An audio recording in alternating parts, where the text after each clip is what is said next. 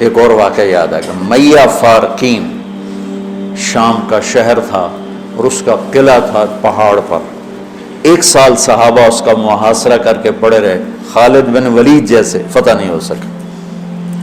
تو خالد بن ولید رضی اللہ تعالیٰ نے اعلان فرمایا کہ سارا لشکر روزے رکھو کہ اللہ اس کو ہمیں فتح کروا دے. پہلے دن روزہ رکھا گیا. خالد بن ولید افطاری کے لیے خیمے میں آئے تو افطاری کوئی نہیں تھی، تو ان کو خیال آیا غلام میرا بیمار ہوگا، انہوں نے پانی پی کے روزہ افطار کر لیا. اگلے دن پھر ان کو خیال آیا، اگلے دن آئے تو پھر افطاری کوئی نہیں، پھر ان کو خیال آیا کہ غلام بیمار ہوگا، پانی پی کے افطاری کر لیں.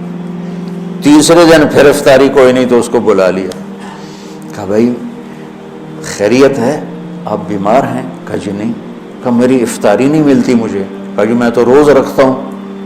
کدھر؟ کہا جی خیمے میں. کہاں چلی جاتی؟ کہا جی مجھے کیا خبر، میں تو رکھ کے چلا جاتا ہوں. کہا اچھا آج پہرا دیں. تو جب اس نے لا کے افطاری رکھی اور یہ ایک طرف چھپ کے بیٹھ گئے تو ایک کتا آیا اور خیمے کے پیچھے سے وہ گھسا اور وہ جو روٹی پڑی تو اس کو منہ میں ڈالا اور بھاگ پڑا. خالد بن ولید فرمانے لگے یہ کچھ اس کے پیچھے راز ہے. انہوں نے کتے کے پیچھے دوڑ لگا دی اور کتا آگے آگے، خالد بن ولید پیچھے پیچھے. تو وہ کتا ایک ندی سی تھوڑے تھوڑے پانی والی ندی میں گھسا، وہ بھی گھسے. آگے ایک چھوٹا سا سوراخ تھا، اس میں گھس گیا. خالد بن ولید لمبا قد اور پتلے جسم کے تھے، دیکھنے میں لگتے تھے جیسے کوئی مکے دی مارن لیکن انہوں نے پہاڑوں کو راستے سے ہٹا دیا. سیف اللہ، اللہ کی تلوار.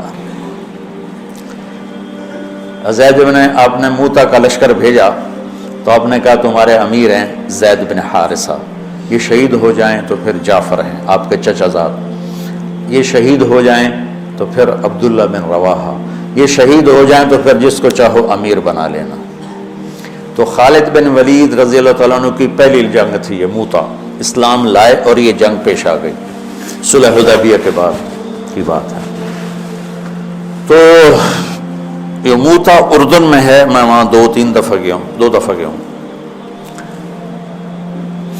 زید بن حارثہ شہید ہو گئے تو جعفر تیار کیوں کہتے ہیں ان کو؟ کہ ان کو جھنڈا پکڑا تو انہوں نے ہاتھ کاٹ دیا، تو انہوں نے دوسرے ہاتھ میں لے لیا، انہیں وہ ہاتھ کاٹ دیا تو کٹے ہاتھوں سے جھنڈے کو یوں چمٹا لیا، انہیں پیچھے سے کاٹ دیا تو جھنڈا گر گیا. تو اللہ کے نبی مسجد نبوی میں بیٹھے ہوئے تھے اور فرما رہے تھے زید آگے بڑھ رہا ہے اور قتال کر رہا ہے اور وہ قتل ہوا اور وہ گیا جنت میں. پھر آپ نے فرمایا اب جھنڈا جعفر نے اٹھایا ہے اور وہ آگے بڑھا ہے، اس کے دونوں ہاتھ کٹے اور وہ گرا اور وہ گیا جنت میں. اور اس کے دونوں ہاتھوں کے بدلے میں اللہ نے جعفر کو 2 پر دے دیے ہیں جس سے وہ جنت میں اڑتا پھرتا ہے، اس لیے ان کو کہتے ہیں جعفر تیار. یہ اللہ کے نبی کی خوشخبری تھی کہ جعفر کو اللہ نے 2 پر دیے جس سے وہ جنت میں اڑتا پھرتا ہے. پھر آپ نے کہا اب جھنڈا اٹھایا عبداللہ بن رواحہ نے، وہ آگے بڑھا، قتال کیا، قتل ہوا اور تھوڑے لمحے کے بعد فرمایا وہ گیا جنت میں. جھنڈا گر گیا، اب کوئی اٹھانے کی ہمت نہیں رکھتا. تو ثابت بن اکرم ایک انصاری صحابی ہیں، انہوں نے جھنڈا اٹھایا، کبھی جھنڈا پکڑو، ہاتھ سے نکل رہی ہے جنگ. تو لوگوں نے کہا تو ہی پکڑ لے، تو بدری آدمی. ثابت بن اکرم بدری صاحب، کہا بھائی میرے بس کا نہیں ہے، کسی اور کو پکڑاؤ. تو افرا تفری میں کس کے منہ سے نکلا خالد کو پکڑاؤ، وہ نہیں پتہ چلا، شور شرابہ تھا. تو کسی نے کہا خالد کو پکڑاؤ، یہ کہنا تھا کہ سب نے کہا خالد کو دو. اب اللہ کے نبی خاموشی سے اوپر دیکھ رہے ہیں، سے سامنے سناٹا اور ادھر یہ ہو رہا ہے. تو آخر سب نے کہا خالد تو جھنڈا اٹھا. وہ کہنے لگے میں تو نیا مسلمان ہوں اور میری پہلی جنگ ہے، بابا کسی پرانے آدمی کو دو. تو سب کہیں تو ہی لے. تو خالد نے ایک ہاتھ میں جھنڈا پکڑ کے دوسرے ہاتھ سے جب یوں تلوار لہرائی نا تو میرے نبی نے فرمایا اب اللہ نے اپنی تلواروں میں سے ایک تلوار کو نکال لیا ہے.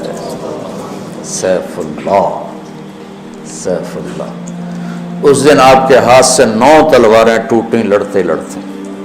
پھر اللہ نے ان کے ہاتھوں فتح نصیب فرمائی۔ 3000 کے لشکر نے 1 لاکھ پہ غلبہ پایا۔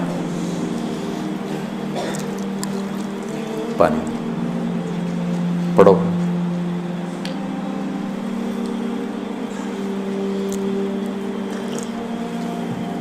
تو وہ اس سوراخ میں گھس گئے تھے، پتلے تو چلتے رہے سے رینگتے وہ سوراخ قلعے کے اندر جا کے کھلا۔ اللہ نے روزے کی برکت سے ایک کتے کے ذریعے سے راستہ دکھا دیا۔ تو حضرت خالد بن ولید نے کہا بھئی 100 آدمی تیار ہو جاؤ، پتلے پتلے، آج رات فتح ہے انشاءاللہ۔ تو ان کو لے کے گھسے، صرف 88 اندر جا سکے، 12 ذرا تھوڑے سے ہیوی تھے، وہ نہیں گھس سکے۔ تو 88 آدمیوں کو لے کر وہ اس سوراخ میں سے رینگتے ہوئے قلعے میں داخل ہوئے اور جا کے حملہ کیا، اور اللہ نے دروازہ کھول دیا، اللہ نے فتح نصیب فرمائی۔ تو روزہ اور نماز دنیا اور آخرت کے کام بنانے کا وسیلہ اور ذریعہ ہے، اگر ہم اس کو یقین کے ساتھ کریں۔ جب مشکل پیش آئے اپنا ظاہری سبب بھی اختیار کرو اور نماز بھی پڑھو۔